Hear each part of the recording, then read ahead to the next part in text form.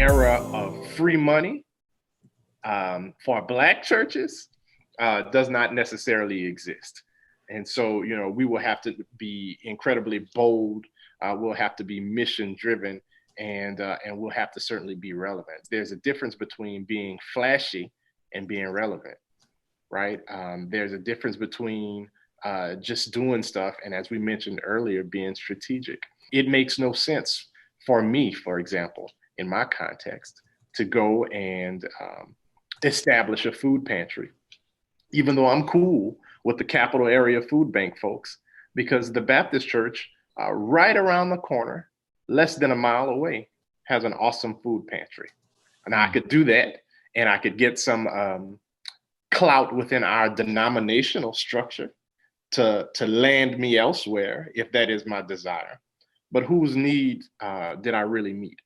And so I think in order to set ourselves up for other money, other capital, we need not be afraid to take risk, and we need not be afraid to open up our tent to partner with different individuals, different churches, different groups to do the work that we say that we care to do. When we are in fact meeting needs now, when we're meeting needs, we'll find that there are other partners out there who are willing to spend some dollars to help meet those needs. Many of us are in denominational contexts where we are often given a blueprint of how to do what it is that we do. One thing that we know for certain is that our denominational structures do not get in the way of things that are often successful. And so, it goes back to a few things. One, being very intentional about what our end goals are. Two, building coalition and understanding what people's needs are in the area.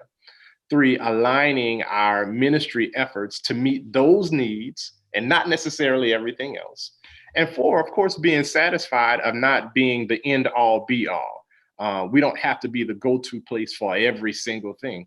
It's certainly okay to be known as the church that does this and does this thing very well. And when we're able to finally, demonstrate that we have some skin in the game by either putting some of our own finances, staff time, or other volunteer resources aligned with that, we make ourselves more attractive to the various grant-making entities, for-profit entities, because it is, listen, everybody's down to be brown right now. And so there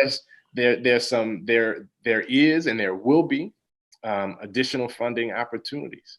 You can only do that when you have a real strategy, and when you know where it is that you're trying to go, and when you know what it takes to get there. And so that is the work that is before us.